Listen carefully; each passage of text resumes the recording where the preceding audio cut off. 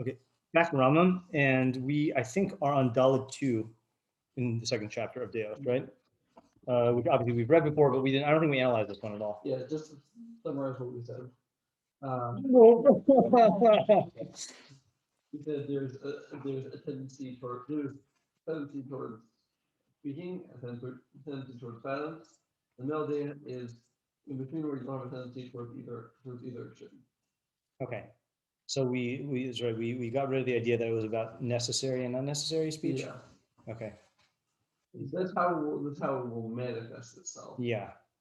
Is the chacham the same as Bruce Lee's freedom thing?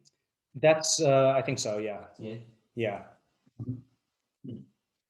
Right. Fluidity. Right. Water. Yeah. Oh, I had a thing. Hold on. I had a thing in Stoicism that was, I thought, an interesting description of the middle path. Let me just see if I took a picture of it. I still have a Tian thing. Okay. For now or for tonight? Maybe. Okay. Yeah. So this is from Epictetus' Discourses, chapter 4. The unrestricted person who has in hand what they will in all events is free. But anyone who can be restricted, coerced, or pushed into something against what they will is a slave. Oh, sorry, I read that wrong. The unrestricted person who has in hand what they will, as a verb, what they will in all events is free. But anyone who can be restricted, coerced, or pushed into something against what they will is a slave. Yeah, so that I think is a description of the chacham also. Oh. Yeah. I also had something about the chatid that came up. But I don't remember it now. Okay, fine.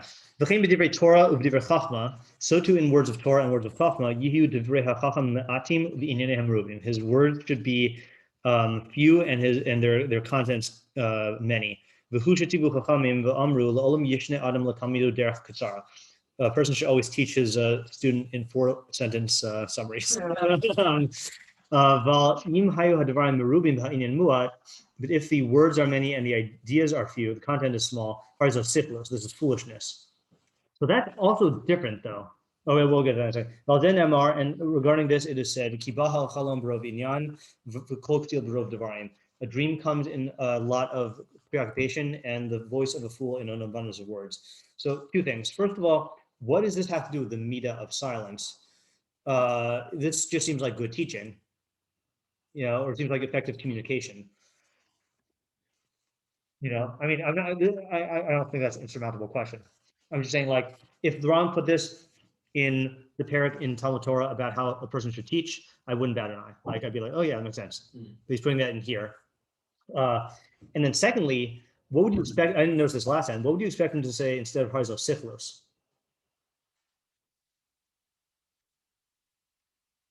Given the framework here. Harizo marva. Yeah, or in Deios terms. Oh. Bad deah or lo tova, this is syphilis now suddenly we're saying, Now you could just pull the move and say that since the middle path is a chacham, then anything short of that or in excess is going to be syphilis, but no, he hasn't mentioned that. You could also say that he's just quoting it because of the pasuk. What? Foolishness, yeah. You could say that he's quoting the pasuk about a k'til, and so he's just using the lashon of the pasuk, And tzachal and k'til are the same short because fools mess them up. No, there's no, silus is not really the typical term. Syphilis is the main term. Oh, so that's Syphilis, I think, is for all intents and purposes the same as silus. Yeah. So how does this tie into our definition of k'til as a visual pleasure seeker?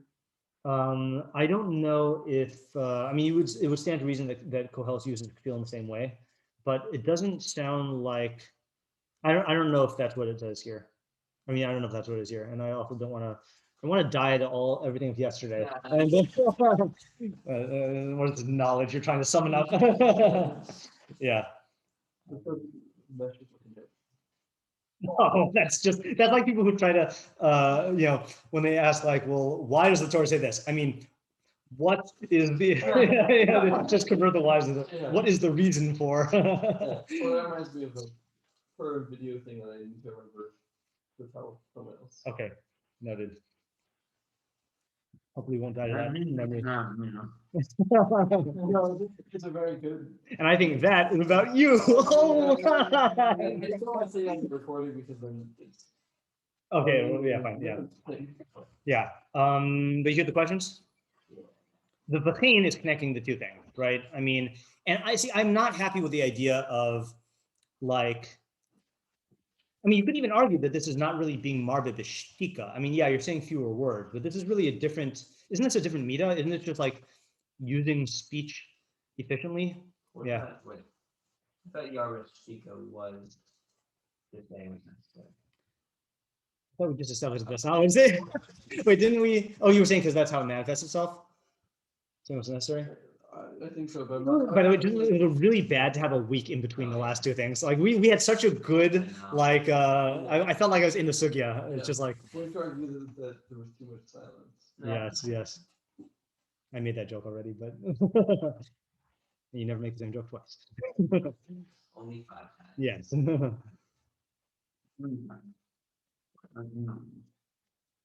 No, it's different reference.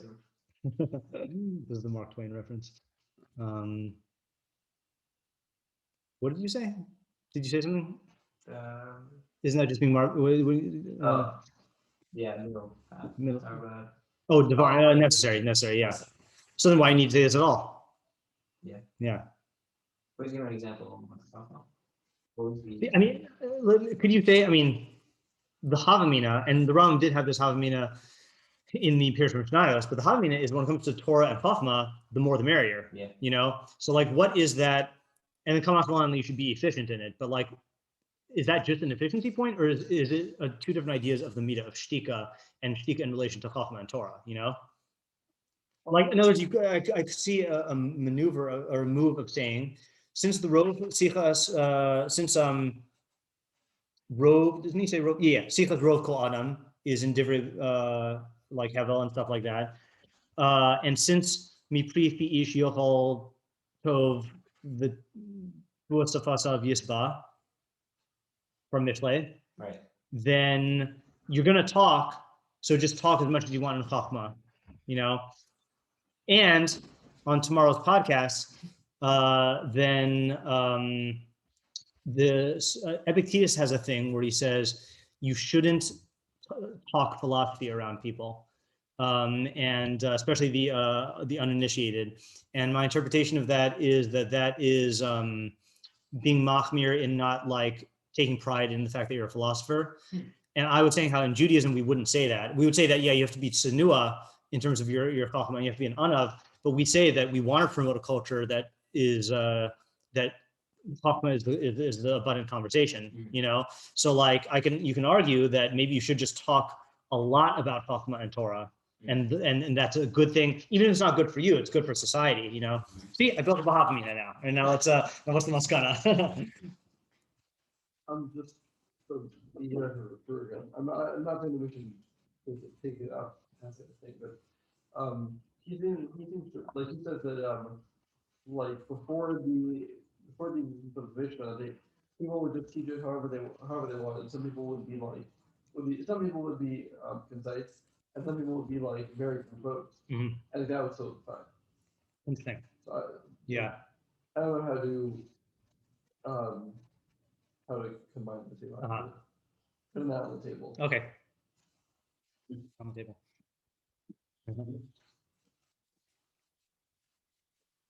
And again, the simplest point I think does like strengthen the question. Yeah. Because it sounds like these midos are not the bad midos that he's describing are not just like it's a bad decision. Like it sounds like in the framework of midos perfection, that's what he's been focused on so far. And simple, it sounds more like a mishleach, like you know, you're going to make a lot of mistakes if you talk, which he said earlier also. Maybe echad. Yes.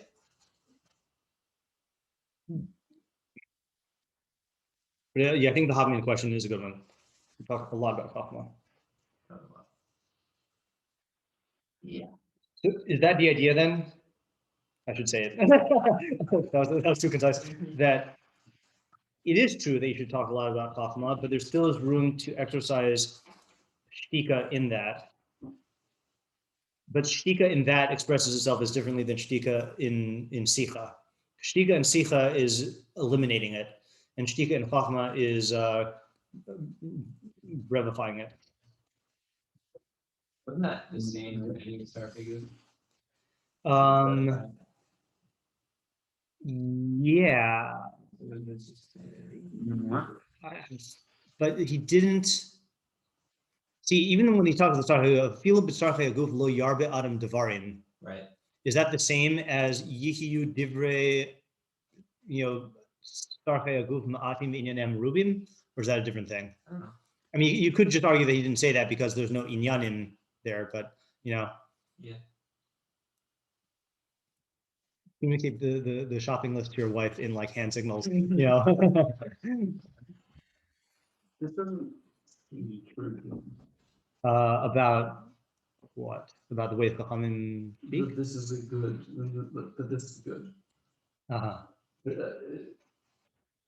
I think excessive brevity will stifle comprehension. Well, that's definitely the risk that you're running, right? Is that the fewer words, then the more room there is for. Well, he's not making an argument about what is best for. I mean, you could. Okay. Assuming he's talking in the realm of the deah of shika, then that doesn't preclude the possibility that you're exposing yourself to other problems by being josek, like it might be that if you try to, like look what happened to the Mishnah, What about it? Yeah, I mean, it needed to be explained, right? And there was ambiguity and there was confusion and all that other stuff,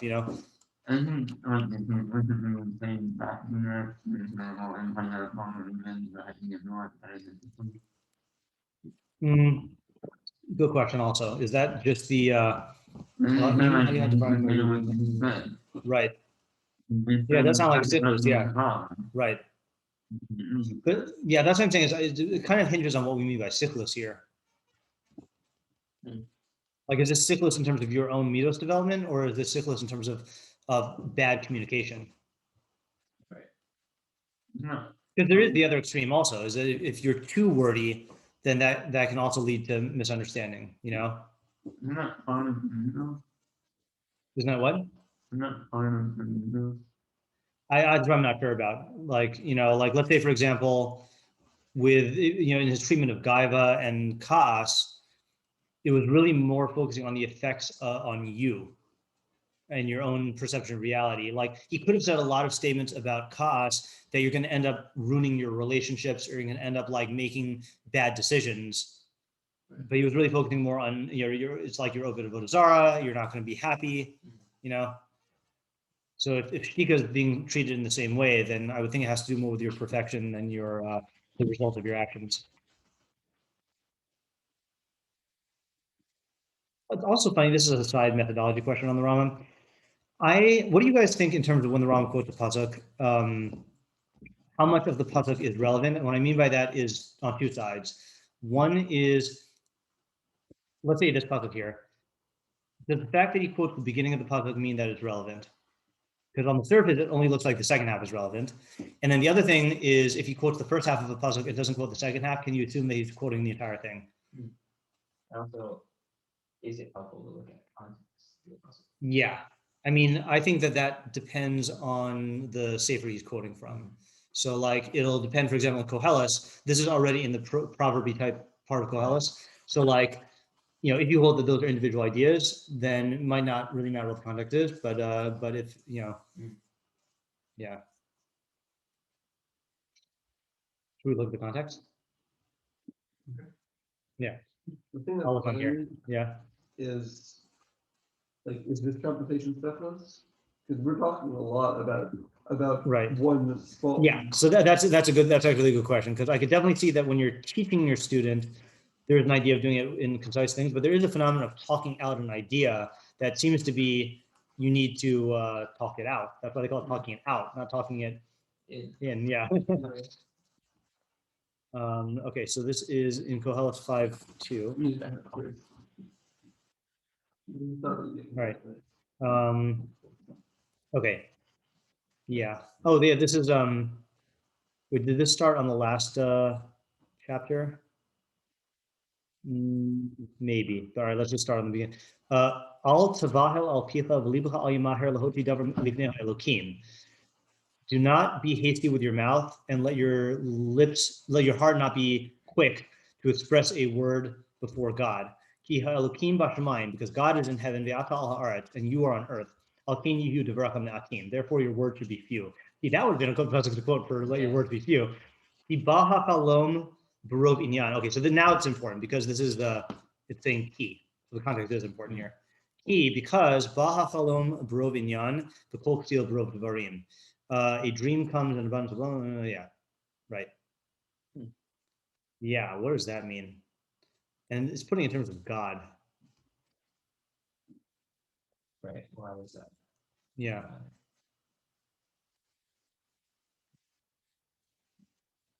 Is it? I mean, It's hard to get the context from here. yeah. I mean, it goes on to talk about speech also. Like kasher tidor neder lelukim alf acher leshalmo in chayvet baksilim isher tidor shalem. So that sounds like it's about nedarim. Then tov asher lo tidor mishi tidor v'lo teshalem. Better that you not make a vow than to vow and not pay. Al titin es picha lachati es b'saraha. Don't let your mouth cause your flesh to sin. Val tomar livnei hamalach kishgagahi. And don't say it before the messenger, it was an error. Lama yiktoch elokim al kolecha. Why should God get angry at your voice? And ruin the work of your hands. Kibrov chalamot v'havalim u'devarim harbe ki es elokim yirah. In an abundance of dreams and nonsense and statements, and many statements, fear God. Yeah, I don't know. It's Koheles. I'm not. I don't think it's gonna help us. Yeah, worth looking.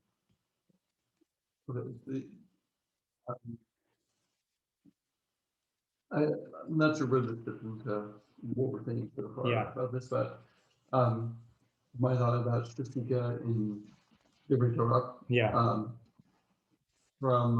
This is from the reading on of the full of Margaret Devarim Mikveh. So he says, anyone who's Margaret Devarim in he's not in the context of hurrah, that if you are verbose in giving hurrah, then people can latch on to like imprecise thing that you're saying, and then take that as like the echad. Right. I was thinking about that during Shavuot here, that when Pesach went through the 3 examples from the Rambam, and the whole premise of him even going there was the Rambam was not going to give you 3 examples if one is sufficient. And like, reading each one as a new category, you can trust the Rambam to do that. But like, you don't, not every Chacham, like there are Chachamim who would just give you tons of examples, and then that's the problem that Isaac just said. You end up reading too much into the example.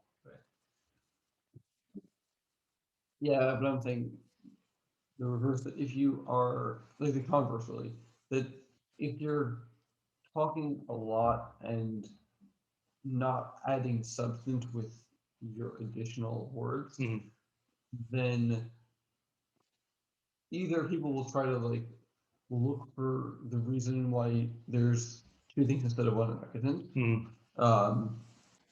or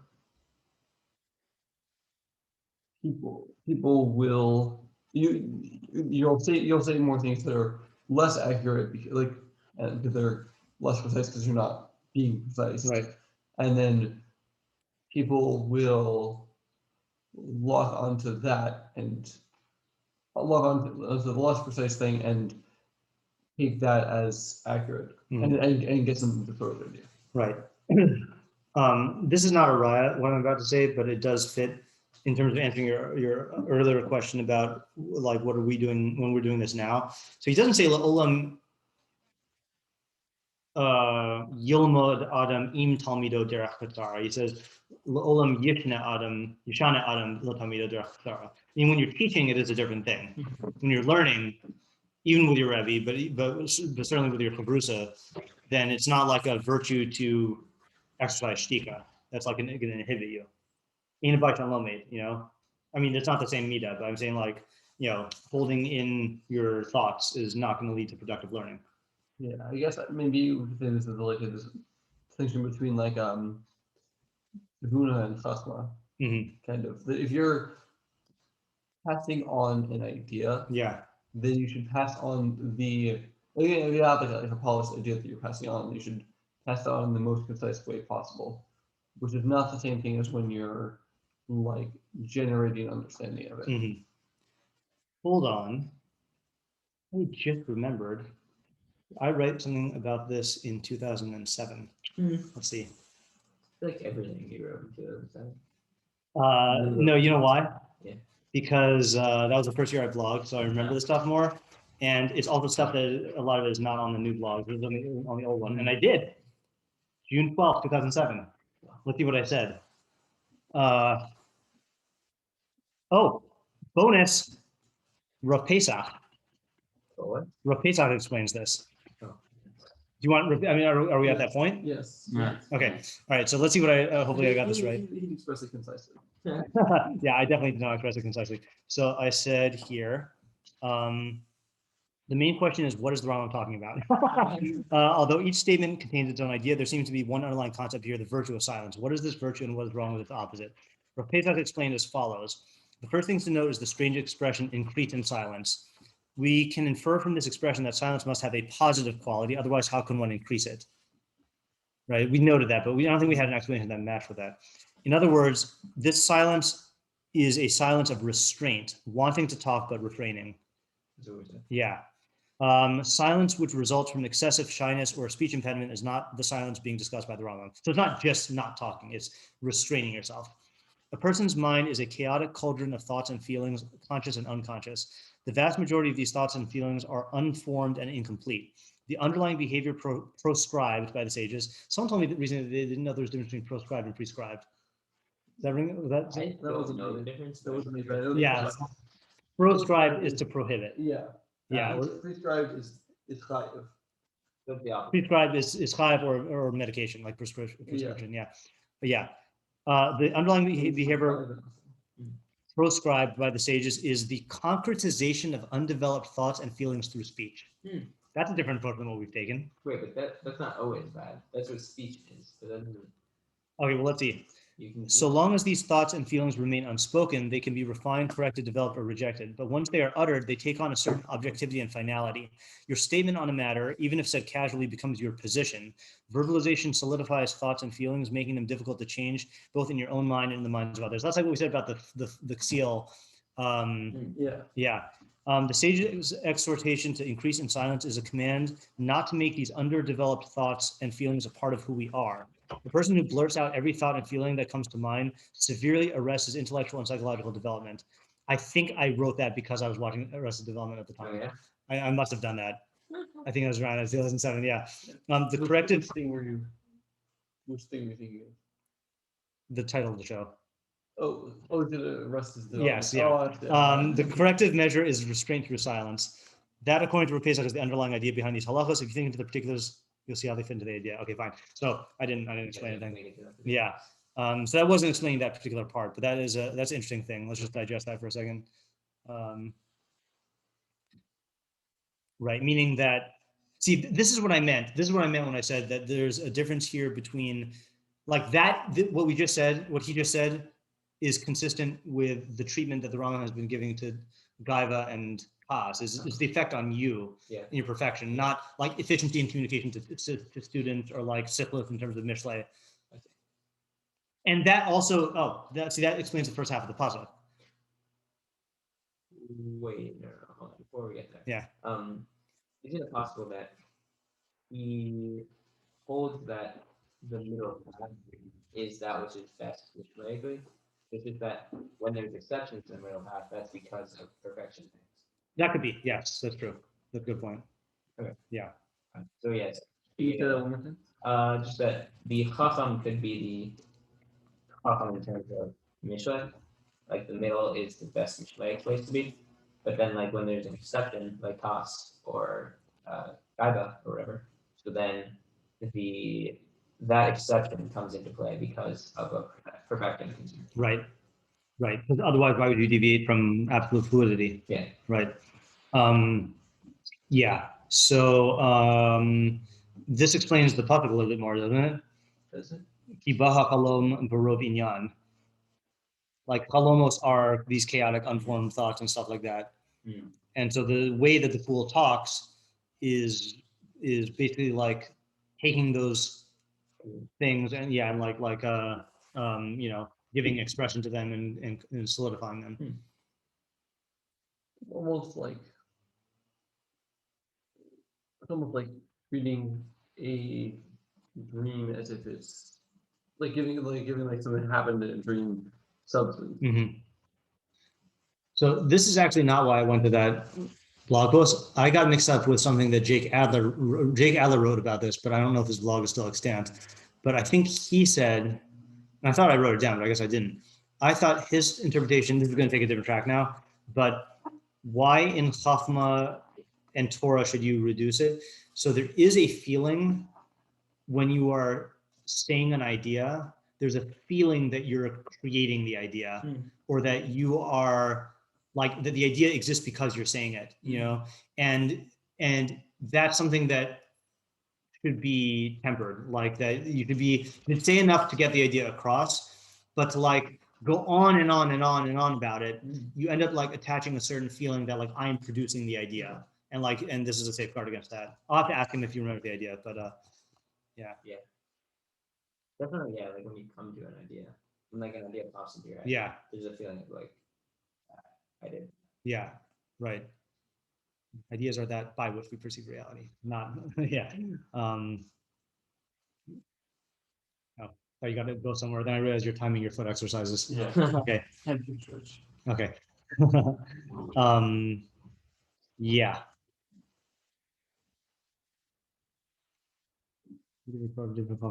Yeah, I think that idea fits in better with this halacha.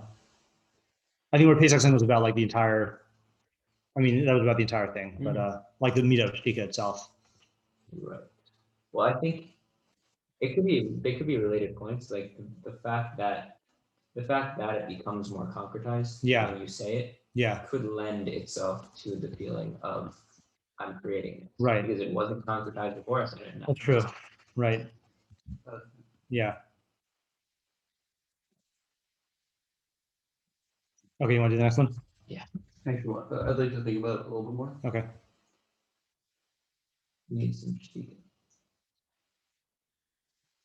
I mean, that was tomorrow's idea for our practice on Monday Night Mishlei, the minute of silence.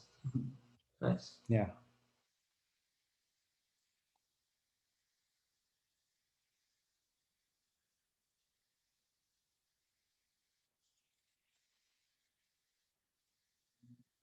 Where do we stand in terms of like a discussion like this?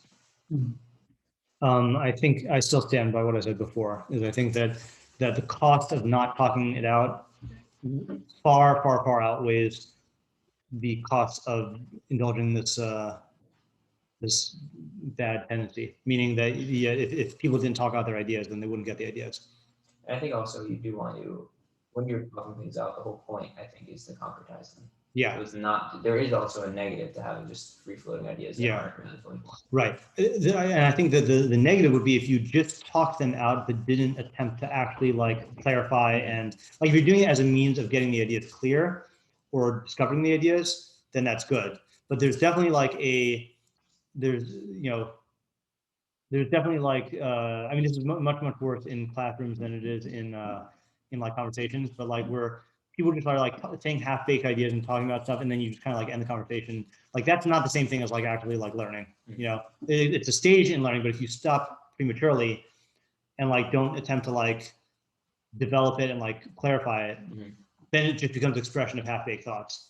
In other words, are you expressing your thoughts as a means of clarifying them to try to like get to knowledge, or are you knowing, or are you That's terrifying. you know, That's interesting.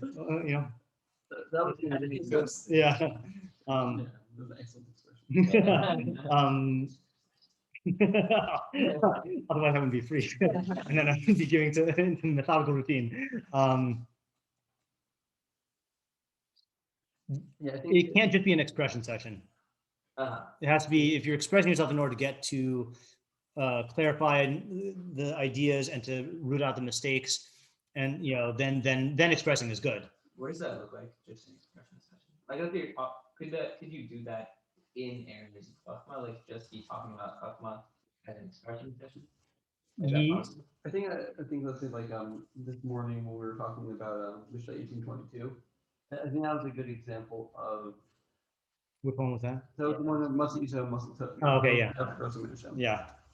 So if we would have left it where we did and did not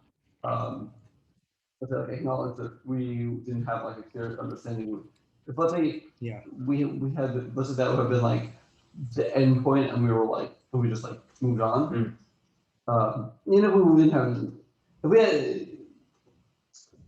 if we just ended it there and said okay we're moving on without expressing the fact that it was like not complete.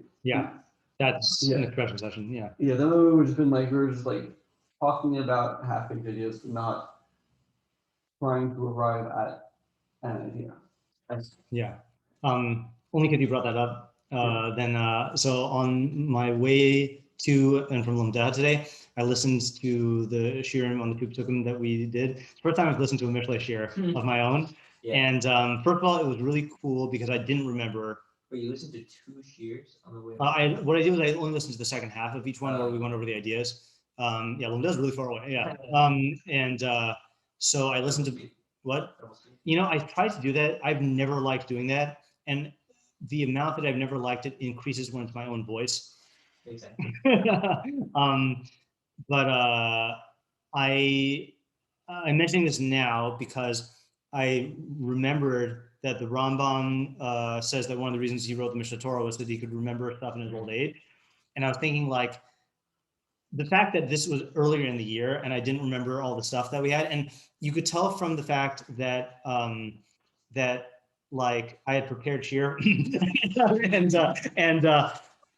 and like we were working through the ideas. It was so much clearer than anything we had in this review. Obviously, understandable, but it was really. I do look forward, if I'm alive and if these recordings make it. It'll be nice to like go back and review these ideas, and I could see like I related to the Rambam there in a minute of like I've got them all on record, like I can just go back. And it was also, as a side point, it was also like very weird that voices were slightly more muffled because I think masked and then people sitting like you used to sit like far away sometimes. So I wasn't sitting within 6 feet of people. Right. And it brought me back to that time. That part wasn't good, but but the ideas were good. So I got 19.1 and I got the Mata Isha Mata Tov. Nice. So tomorrow. But but I think so going back to this. I agree with what you said, by the way. I forgot if I said that. Okay. Yeah. So I guess just to summarize where we are. So that we're not just having an expression session. If a person, if the discussion is, if you're talking about ideas to refine them, then even if it's not, like even if you're not talking, having like a concise conversation, that's fine because that's part of the process of refining ideas. If you're just, but if you're just expressing your thoughts without it pointing towards getting an idea, then that would fall under the same like issue of not being concise. It wouldn't have the justification of being for the purpose of refining ideas.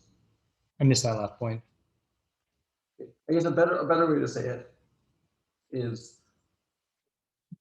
there's a justification for talking a lot about Torah when it's part of the process of refining an idea.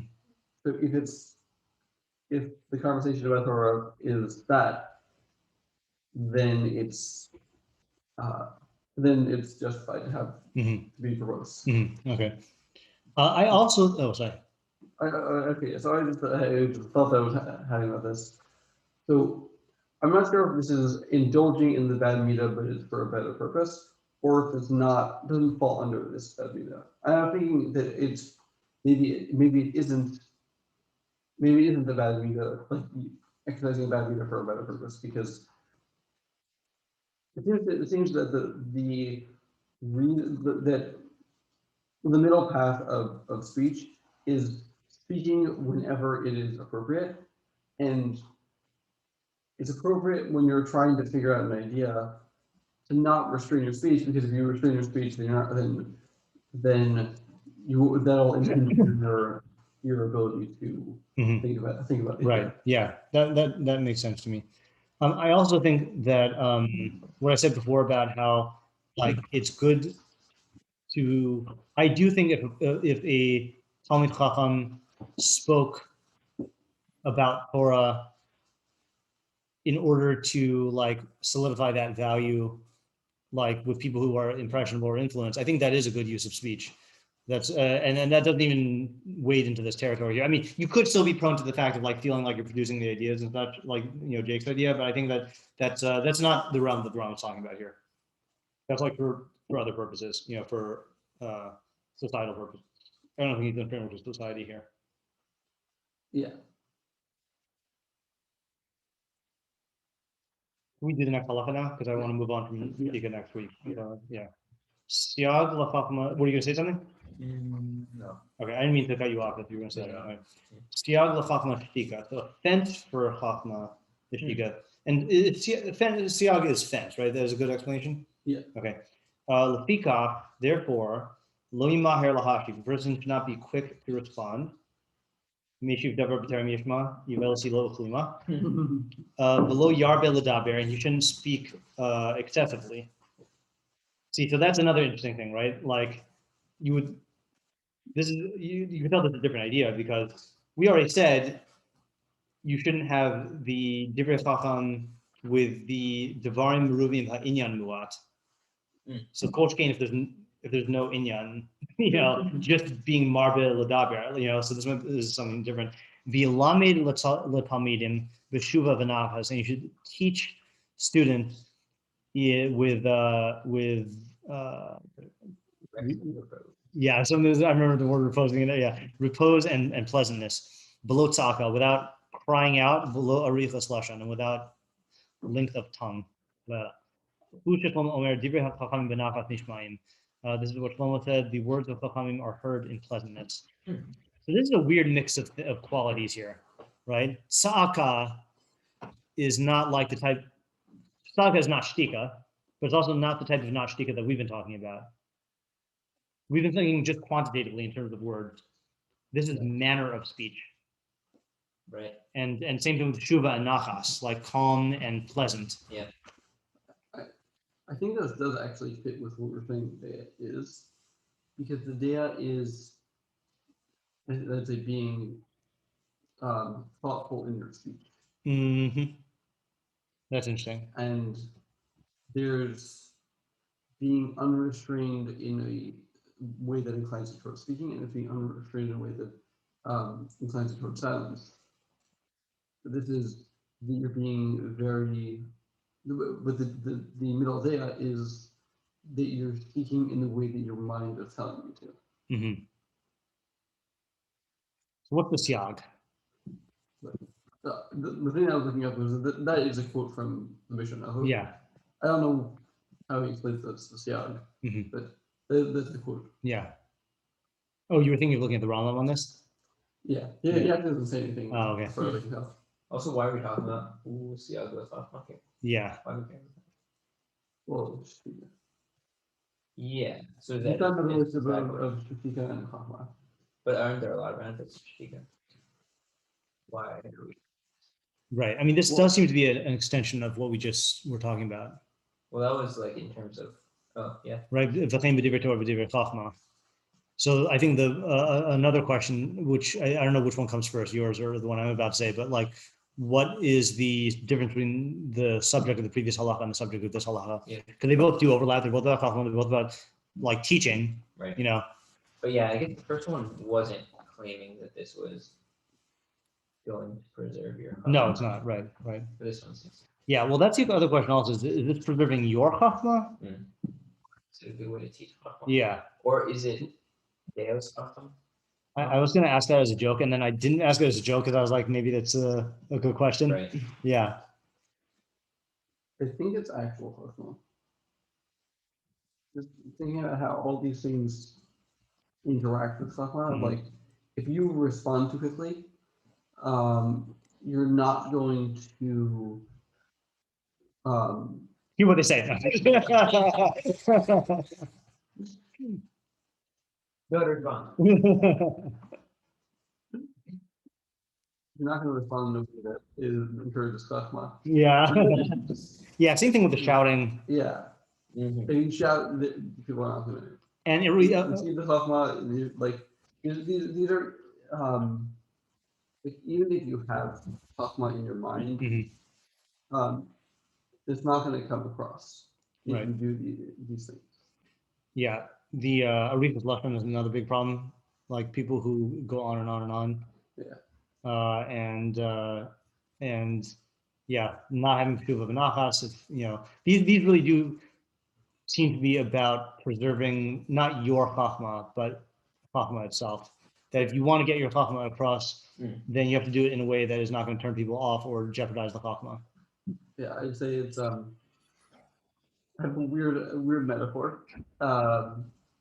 It's like when at like fancy events when they have like fruit halves.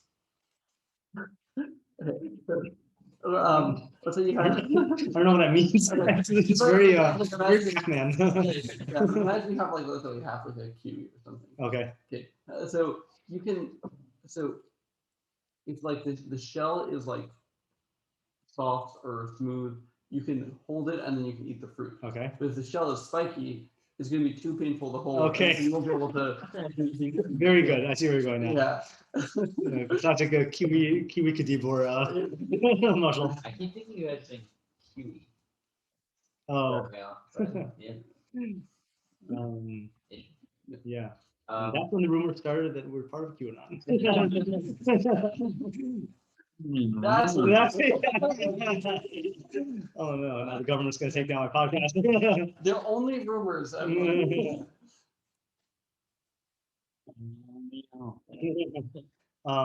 So this one is about communication, and the last one was really about your relationship to shtika. Mhm. Yeah. What,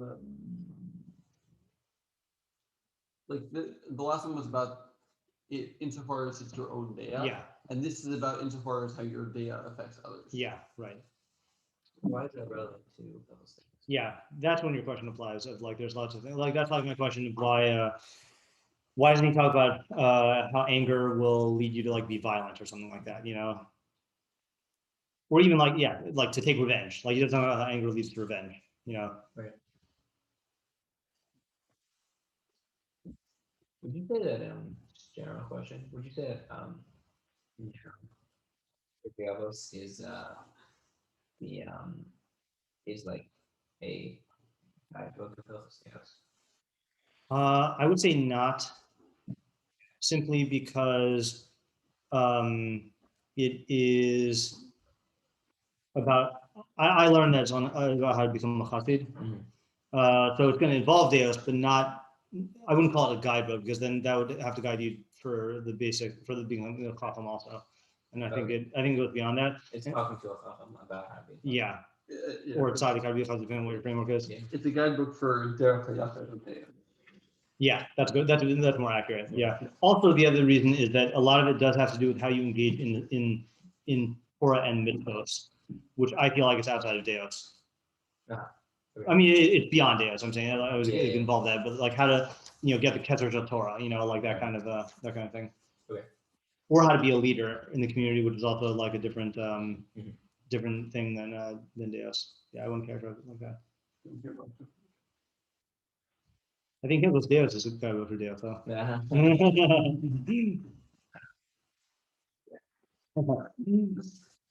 All right. Yeah. Well, it would feel with DSR. So are we good here? That one was fairly easy, right? Yeah, I think so. All right. We have 10 minutes. You want to go to the other one? Yes. Pitui. It is prohibited for a person to accustom himself, and this time I'll remember the end, in words of smooth talking and seduction. Yes. You should not be one in his mouth and another in his mind or heart. Rather, his inside should be like his outside. And the matter in his heart should be that which is on his mouth.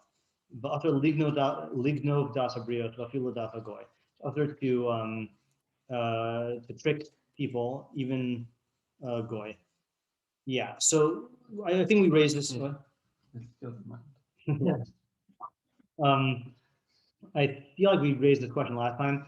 A person could read this and say, "Oh, so I should always just say whatever's on my mind," right? Do we have to obviously answer that? Right.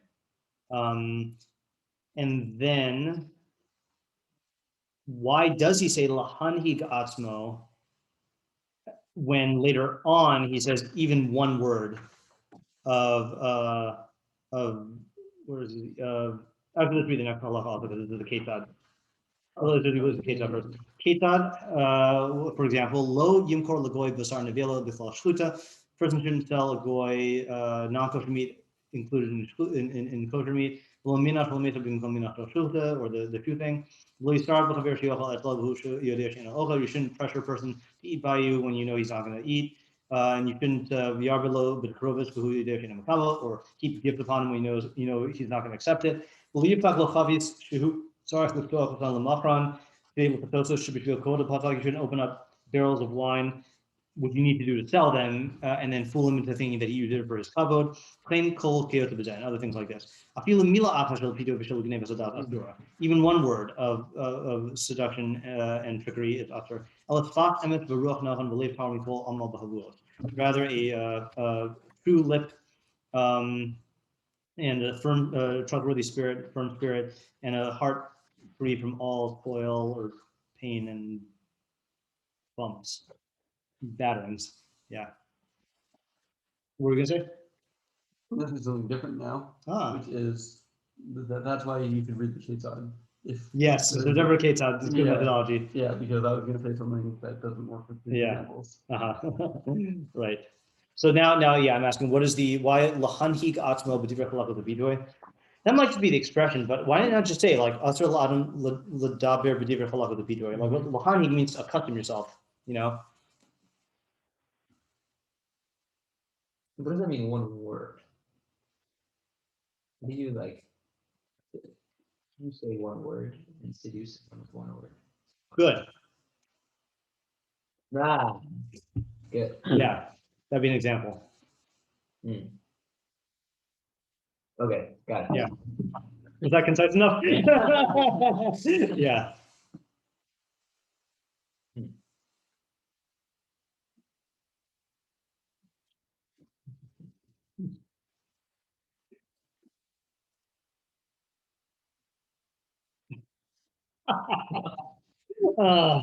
That Rambam. Are we all laughing at the same thing, or am I just okay? I'm just laughing. I feel like I'm very hyper aware now of like saying anything. Me too. Not because of the philosophy of Peter, but because of the shtika thing. Yes, Like, yeah. yeah. Okay. We were laughing. Yeah. I was laughing at the same. Yeah.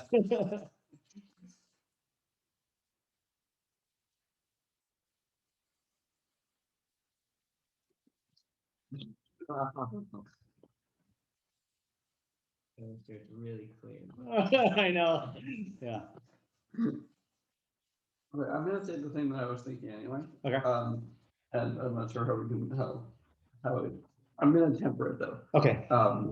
Given examples. So I think the hanhigasmo, plus also the question that you said, the person saying, I should always say what's on my mind. I think that what he's saying is that you shouldn't say something that doesn't reflect I guess I'd say a person shouldn't. I'm not going to say what he's saying yet. I'm just going to say an example of what he's saying, which is that a person shouldn't, let's say a person really does not like someone else, doesn't feel friendly towards them. Yeah. Shouldn't treat them in a friendly way that as if they were friends, because there is really a reality of the fact that he is not friends with him. Whereas if a person is mildly unhappy with their friend, doesn't mean he has to express that anger, because there is still like friendship. Right. It's not like I don't know how to. Can I take a stab? And maybe this is just part of your idea that I'm getting, Yes. but like there is a difference between like distorting or fabricating a reality versus like that's what he's saying not to do, you know. Whereas like if you have a feeling of unfriendliness towards someone, there's nothing that is demanding that you express that. Yeah. That's a different matter. Yes. I mean, he's not saying you should just wear all your emotions on your sleeve and like express all your thoughts. He's saying he's warning you against like misrepresenting reality through your speech. Yeah. Yeah. Whether through lying or concealing or, you know. Yeah. Are you misrepresenting reality by not speaking? I think you're just not representing reality. And I think that's different than like distorting or. Well, I mean, if your friend looks at you and sees your, and stuff, so then like they're gonna think like, oh, he's not mad at me. Like you're implying that nothing's wrong with, and there's something is. Yeah. How do we differentiate that? Did this come in earlier and I just didn't? Yes. Did you come in through here? Yeah, you stood up. Oh, I did. Okay. I saw. Okay. Huh. That wasn't this morning? It was. This morning that happened. Yeah. Yeah. Pretty sure this happened at like 2%.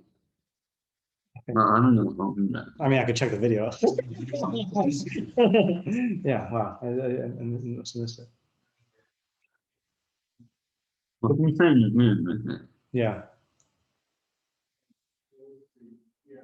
Oh, yeah, I hear your question. I still think there's a valid distinction I'm making now. Yeah. Because the cases we're talking about is like, I mean, I don't know if this matters, but you're putting something out in the world there that is a misrepresentation. As opposed to withholding. As opposed to withholding and like people concluding what they conclude. Like in their mind, you're not responsible to go around and like correct everyone's mind to make it in line with reality, you know? But let's say you just say, good. Well, there. So they say lie. No, but there you are. That is geneivas daas, right? Then you are using your speech to make a person think something. But I mean, your question is what's the difference between like just inaction, allowing a person to think something? Yeah, I talked about this with